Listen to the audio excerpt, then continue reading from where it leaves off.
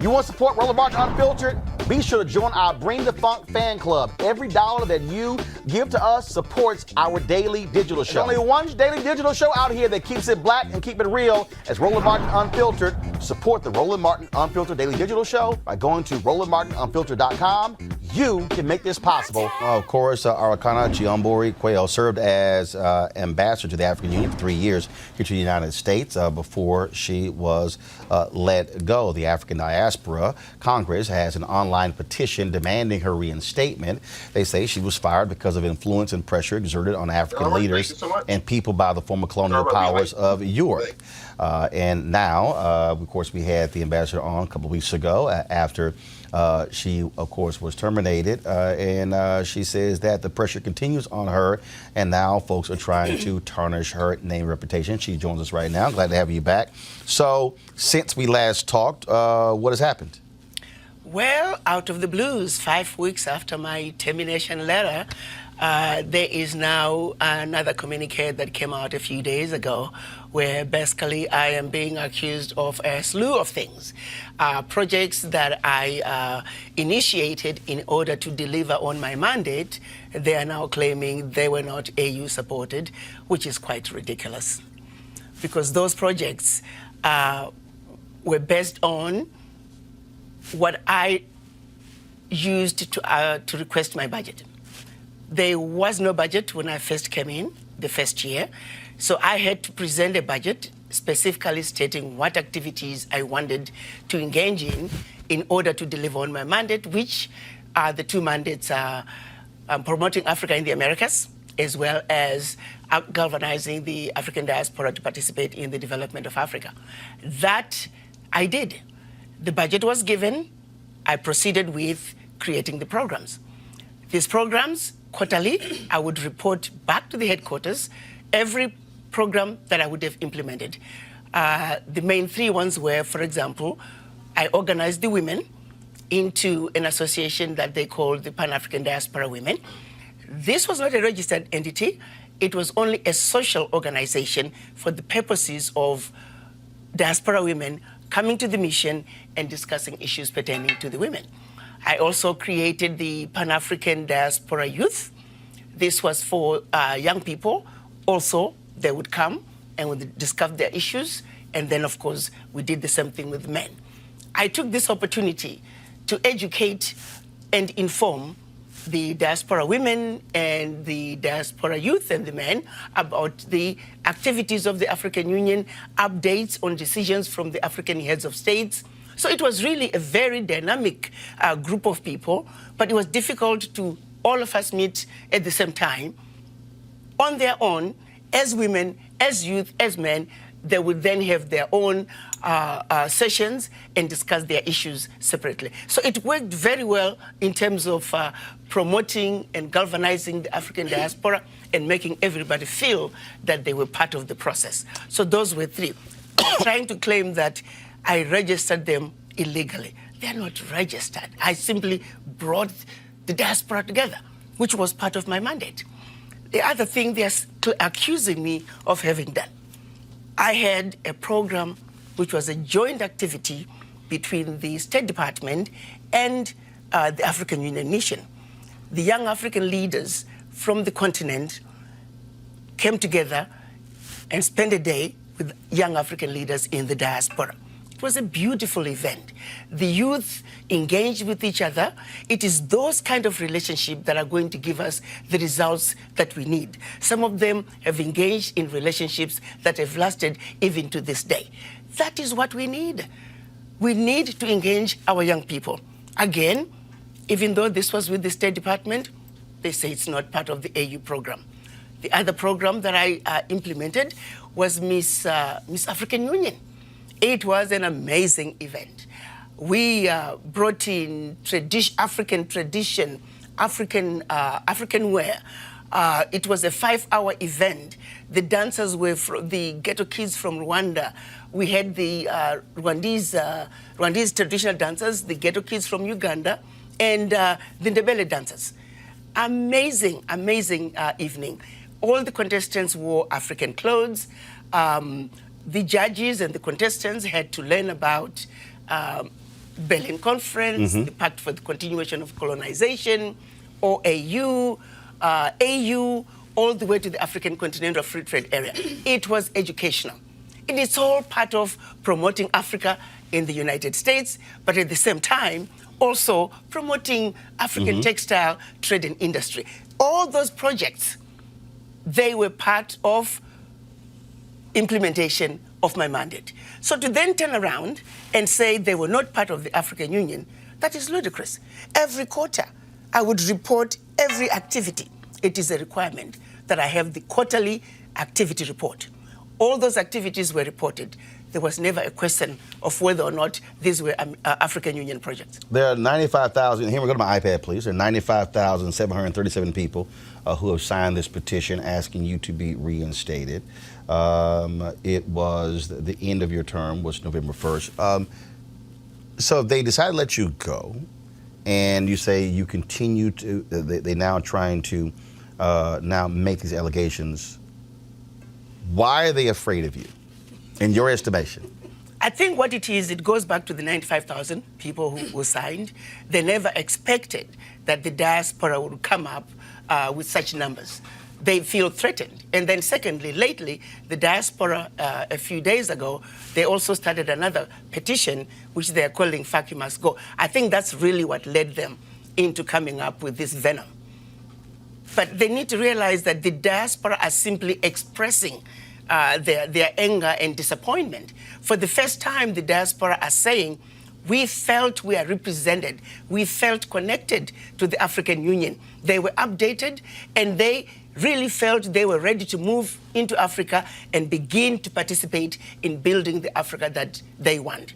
So my dismissal was sudden, and to them, they felt that the chairman simply did not care about the diaspora. So what you're seeing is the outrage from the diaspora, who really felt for the first time they had a representative who understood them, a representative who listened to them, and to have that representative suddenly taken away from them was a very painful thing. I have to tell you, some diaspora, they called me in tears.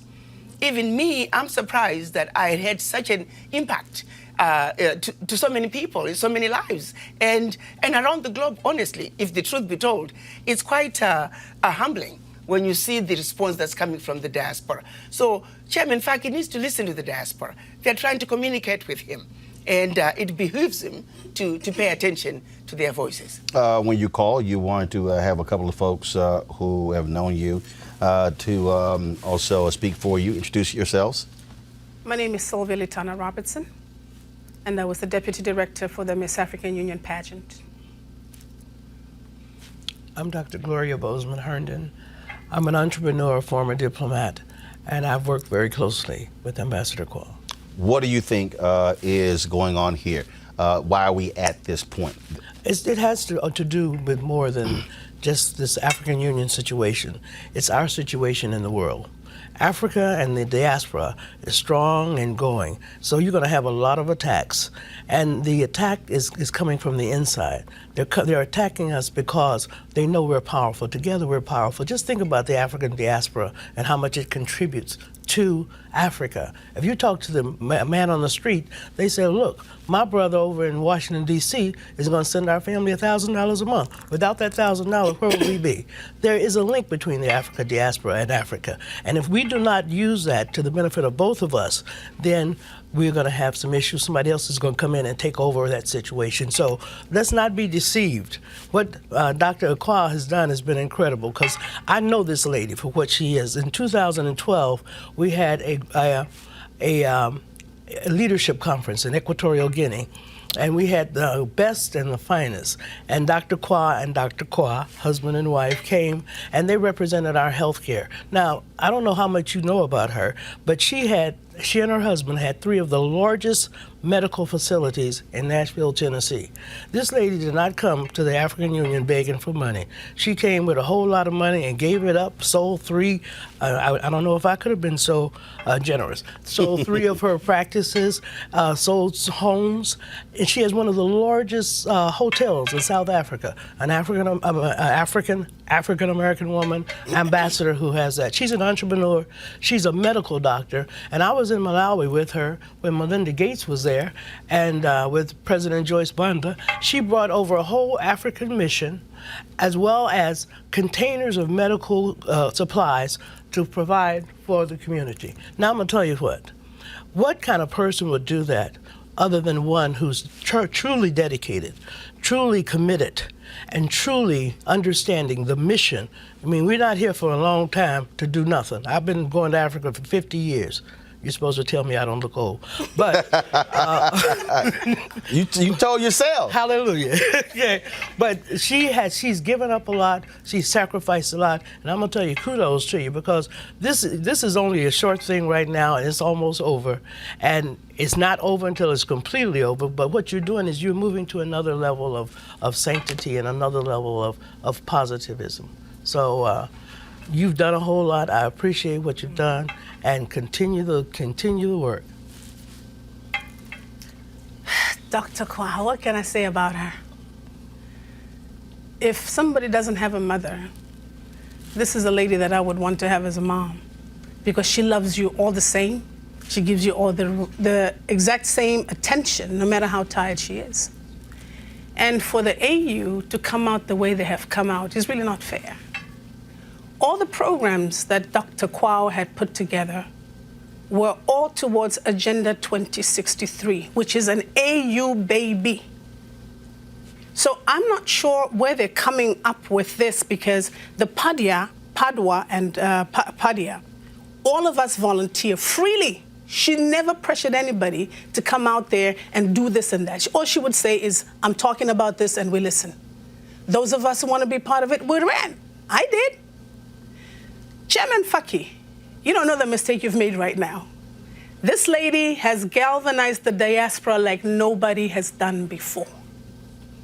You have just started a moving train, which is not stopping. We are going forward with our ambassador, which is Dr. Arikana Chihombori Kwaw. You accuse her of stealing money from the pageant. No, she didn't. I, Sylvia Robertson, was the deputy director for that Miss African Union pageant. And might I say, I'm sure you saw the videos and you're probably just kicking yourself somewhere out there. But let me tell you something. From the get-go, when she told us about this pageant, she made it very clear, exclusively clear, that the AU does not have any money, the AU does not have any budget to pay anybody. However, there's a program that I have put before you. If you'd like to go ahead with it, please volunteer your time. And we ran. She asked us to come to her home, her house, not even the AU house. Doctor and Doctor's house. That's where we went in Virginia. She served us dinner with her money, not the AU money, her money from her house. And we all agreed to say we would do the pageant, because it's a passion for all of us. We are Africans, and very proud African queens and kings. They put out a statement, the spokesperson did, on November 15th, listing all of these different things. They said that they had an audit. Their team found evidence regarding. First of all, they're saying that you're putting out lots of disinformation. So this is a misleading campaign, and say that there were different things that were conducted, the following without prior knowledge or consent and against the rules of the African Union, utilizing the African Union logo, presenting themselves as official AU programs and organs, using the name of the AU, and then going on and on and on. And said, in this regard, they have written confirmation from you that the aforementioned initiatives activities were her private engagements initiated by herself with no relationship to the African Union nor any of its organs. And so this was put out by, is it Eba Kalando, spokesperson Yes. to the chairperson for the African Union Commission. Obviously, Eba is getting confused. how do you justify a grouping, a meeting, a social gathering of Pan-African diaspora women as an organ of the African Union? How can you classify a gathering, social gathering of Pan-African youth at the African Union mission as an organ of the AU? The same thing with Pan-African diaspora men. It's ridiculous. The other two items they have there is some electoral commission entity. I have no idea what that entity is, and they know it. There is another one called AU Trading LLC. Again, I have no idea what those two entities were, and they know it. But I told her that. I told her, I don't know where those entities came from. You're welcome to look them up. They were the names, and they happen to have an address for the AU. No idea where they came from. To suggest that I collected money from donors, which donors? You can't just make such a blanket statement. The Chevron issue, Melfoot of Constituency for Africa, told you that the money never came to me. He received the funds a month after our event. He was supposed to pay Intercontinental, but the funds had not been paid by Chevron. When the funds finally came, they came with also his own donation for his program, the Ron Brown series. So he asked Chevron if he could just apply all the funds to his program, and he was given permission to do so. The funds never came to the AU. The funds were never meant to come to the AU. And there is written confirmation, email communication to that effect, and Eba Kalondo has a copy of that communication. So all these made-up lies, frivolous accusations without any basis is trying to hide the fact that I came to an office that was basically a protocol office, an office that was basically dead. Even the State Department, some of the staff members told me they thought the mission had closed. Many of the Congress people that I met never even knew there was an African Union mission. This is a very important office in the Americas. This is an office that can go a long way. I came in less than 3 years. I completely turned this mission around.